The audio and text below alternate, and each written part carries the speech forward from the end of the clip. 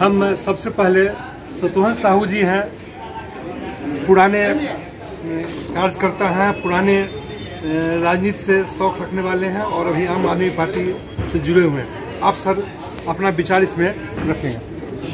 देखिए, आज भारतीय जनता पार्टी ने सत्ता के अहंकार में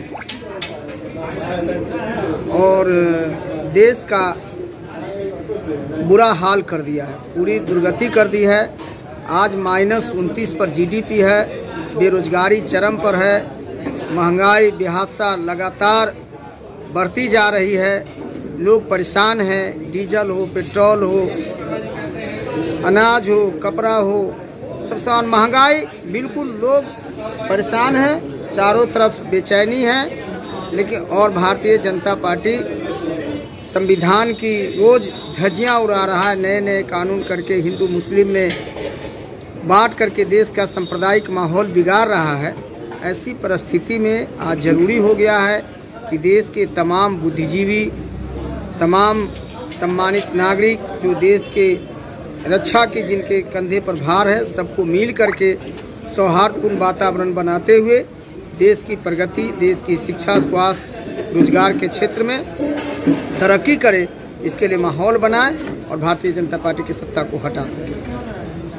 अब हम पुराने सामाजिक कार्यकर्ता शाहिद कमाल जी से आग्रह करेंगे कि वो भी इस विषय पर अपना विचार स्पष्ट करें। एक तरफ जैसा सतोहन जी अभी कह रहे थे कि बेरोजगारी, शिक्षा नहीं देना, स्वास्थ्य का हाल ठीक नहीं, ऐसे तमाम बात उन्होंने गिनाया। वो तो है ही है, वो सब तो है ही है। इस सरकार में, चाहे वो केंद्र की सरकार हो या राज्य की सरकार हो, वो सब चौपट करती जा रही है। अब तमाम स्कूल और अगर कोरोना के काल में हॉस्पिटल का हाल देखा होगा तो सब पता ही है, वो जनता जानती है। लेकिन उस सब के बावजूद जिस तरह से अभी ये भाजपा सरकार पूरे देश को बांटने पर लगी हुई है, हर एक मोहल्ले को, हर एक गांव को, हर एक शहर को बांट रही है, और जाति में बांट रही है, धर्म में बांट रही है। और साथ साथ अभी जैसे एक मोहन भागवत का जो उनके गुरु हैं, नरेंद्र मोदी जी के भी गुरु हैं, पूरे भाजपा और आरएसएस के गुरु हैं, उन्होंने कहा अखंड भारत। तो 15% यहाँ मुसलमान हैं, वो तो उनसे एडजस्ट किया नहीं पार लग रहा। और जब ये अखंड भारत हो जाएगा तो मुसलमान 31-32% हो जाएंगे, 33% के लगभग। तो वो कैसे चलाएंगे इस देश को? तो जहाँ ऐसी स्थिति बन रही हो, तो एक तरफ नारेबाजी और दूसरे तरफ जनता के समस्या से अलग हट करके और ऐसे ऐसे स्लोगन्स देना कि जिससे ये हो, और दूसरी तरफ जो विपक्षी पार्टियां हैं, वो एक तरफ जो हार्ड हिंदुत्व है भाजपा का, सॉफ्ट हिंदुत्व से उससे लड़ना चाहते हैं।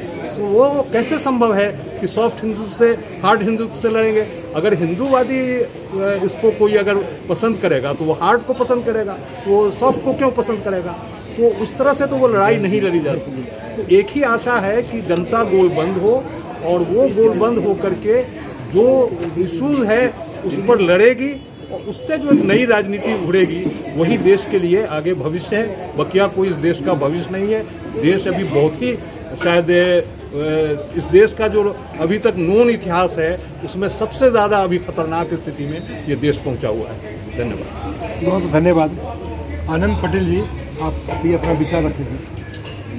अभी हम लोग राकेश कुमार साहू जी के आवास पर चौपाल में बैठे हुए हैं। इसमें विभिन्न सामाजिक संगठन के लोग आए हुए हैं। दरअसल सामाजिक एकता के बिना समाज को चलाना बहुत ही मुश्किल होगा, और समाज के जो विभाजनकारी शक्तियां हैं, ये सारे ऊपर के लोग हैं। जनता विभाजन बिल्कुल पसंद नहीं करती है, और जनता एकजुट और एक समाज, एक बंधन में गंगा जमनी तहजीब की तरह रहना चाहती है। ये हमारा पुराना धरोहर, ये हमारे पूर्वजों ने दिया है, और ये विरासत को मेन बात है बचाना बहुत ही जरूरी है। इस विरासत को जो खंडित करने वाली ताकतें हैं, वो ऊपर की तमाम ताकतें हैं, और ऊपर की ताकतें हमारे समाज को बांट रहे हैं। और इससे हमको बचना कैसे है, इसके लिए हम आम जनता और यहाँ के मुजफ्फरपुर के तमाम जो है जो बुद्धिजीवी हैं, जो विभिन्न संगठन के लोग हैं, उनके कंधे पर एक ज़बरदस्त जवाबदेही है कि इसको हम कैसे बचाएं। और इसी संदर्भ में हम लोगों का यहाँ पर चौपाल चल रहा है। बहुत बहुत धन्यवाद। चिराग जी हैं, चिराग पोद्दार जी हैं सर, आप अपना भी परिचय देंगे जी। ठीक है, धन्यवाद। मेरा नाम आफ्ताब आलम। आज के चौपाल में मैं भी सर लोगों के साथ दो शब्द कर दूँ। देखिए, देश की दिशा और दशा युवा पीढ़ियों के हाथ में हमारे पूर्वज देते हैं, लेकिन हमारे देश की जो विखंडितकारी जो हमारी राजनीति रही है, ये बड़ा दुर्भाग्य देश के लिए है। जवानों के हाथ में कलम होनी चाहिए तो उनके हाथ में तलवार है। जवानों को एक दिशा देनी चाहिए कि हम बात करते हैं अमेरिका की, अब तो चाइनीज़ सीखने की बारी आ रही है कि मेरा पड़ोसी कंट्री मेरे बाद देश आज़ाद 48 में हुआ, आज वो चाइना वर्ल्ड पावर बनने जा रहा है। तो क्या उसके समक्ष वर्ल्ड पावर ये जो हम लोग टूटते रहेंगे, जाति पाति भाषा भाषी गोत्र एरिया रीजन क्षेत्र गोरे काले महिला पुरुष, इन सब से कब उठेंगे हम? ये बहुत हो गया। उठाइए, हम सब एक देश के भारतीयता भारत हैं। अशोक थे हमारे, अशोक सम्राट BC में 3rd BC में वो ग्रेटर इंडिया बना दिया।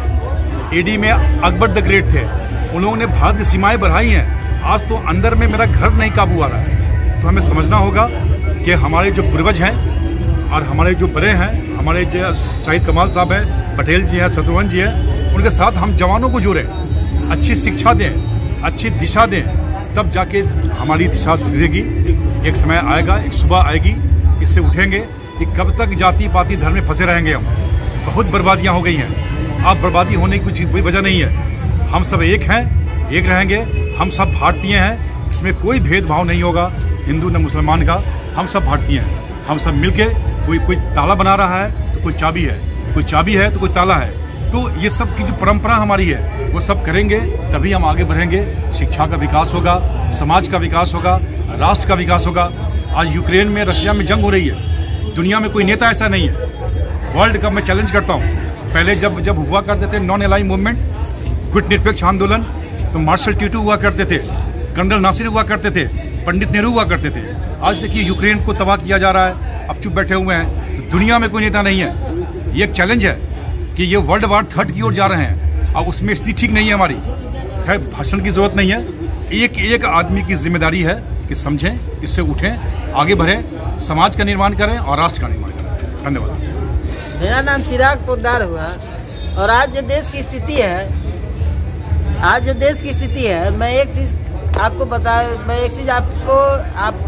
मैं यहाँ पे जितने लोग बैठे हैं और जितने लोग हमें सुन रहे हैं, हमें देख रहे हैं, उनसे मैं उनका ध्यान मैं एक तरफ आकर्षित करना चाहूँगा कि आज जो है हमारे देश में एक माहौल बनाया जा रहा है। वो माहौल क्या है? वो माहौल है कि हमारे देश में बेरोजगारी बढ़ा दीजिए, गरीबी मिटाने के जगह गरीबों को हटा दीजिए। आज आप देख लीजिए, आज आपके शहर की बात मैं बोल रहा, मैं अपने शहर की बात बोल रहा हूँ। आज हमारे शहर की स्थिति यह है कि हमारे शहर में जो है स्मार्ट सिटी के नाम पर लोगों को उजाड़ दिया जा रहा है, गरीब को उजाड़ दिया जा रहा है। और आप बात कर रहे हैं और हमारी सरकारें बात कर रहे हैं, हमारी जो सरकार है सेंट्रल में बैठी है वो बात कर रही है कि भैया गरीबी हटाने की। अरे भाई, आप गरीबी हटाने की बात करते हैं और हटाते गरीब को है। हाँ, और लोगों के अंदर एक भावना दे दिए है, दिमाग के अंदर एक भावना दे दिए हैं। क्या भावना दे दी है भाई? भावना ये दे दिए है कि आज इस देश को जो है कोई अगर तबाह कर रहा है, अगर आज इस देश को कोई तबाह कर रहा है तो वह जो है हमारा अल्पसंख्यक भाई तबाह कर रहा है। उस इंडिया गेट पर आप गए होंगे तो उसमें देखे होइएगा कि जितने हमारे हिंदू भाई जो हैं इस देश की आज़ादी के लिए लड़े हैं, उतने हमारे मुसलमान भाई भी लड़े हैं और उतने ही हमारे हिंदू भाई भी शहीद हुए हैं, उतने ही हमारे मुसलमान भाई भी शहीद हुए। आज हमारे देश में आप देखते हुए एक चीज़ और गर्व करने की बात है कि आज हमारे देश में दंगा हो रहा है, दंगा हो रहा है। आज हमारे देश में आप देखिएगा, दिल्ली में दंगा हुआ, उधर जो है बंगाल में दंगा हो रहा है। हाँ, क्यों हो रहा है? ये कौन करवा रहा है? ये जो है ये वो ताकत करवा रही है, वो दिखा रही है पूरे देश को कि देखो वहाँ दिल्ली में जो है, दिल्ली में हमारी सरकार नहीं है, वहाँ दंगा हो रहा है। और जो है बंगाल में हमारी सरकार नहीं है, दंगा हो रहा है। यानी लोगों के अंदर एक भय पैदा किया जा रहा है। मैं आपके चैनल के माध्यम से मैं भारतीय जनता पार्टी को चिता देना चाहता हूँ कि भारत का युवा इतना बड़ा मूर्ख नहीं है, भारत का युवा इतना बड़ा मूर्ख नहीं है कि वो जो है आपके बातों पर रहेगा। अब युवा जाग चुका है और 2024 आप देख लीजिएगा, आने वाले गुजरात चुनाव में, आने वाले राजस्थान चुनाव में देखिएगा, आने वाले राजस्थान चुनाव में एक नई विकल्प के तौर पर आप देखिएगा, नई विकल्प के तौर पर आम आदमी पार्टी जो है सत्ता में प्रवेश करेगी और जो है सत्ता में प्रवेश करेगी, सत्ता में आएगी, सरकार बनाएगी और आने वाले 2024 में जो है इस देश की सत्ता को परिवर्तन करेगी। धन्यवाद। आज राकेश साहू जी के आवास पर हम लोग दावत इफ्तार में शरीक हुए। दोनों समाज के लोग इसमें आए और भाईचारा बनाने का संकल्प लिया और ज़्यादा कुछ ना कहते हुए एक शेर, दिल गंदा है तो फिर गंदी जुबान भी होगी, दिल गंदा है तो फिर गंदी जुबान भी होगी, ऐसे में तुम जैसों की पहचान भी होगी, नफरत के जहर मत घोलो ये हिंदुस्तान है, यहाँ भजन भी होंगे और अजान भी होगी। वाह। आज हम लोग थोड़ा सा दूर रखे, आज हम लोग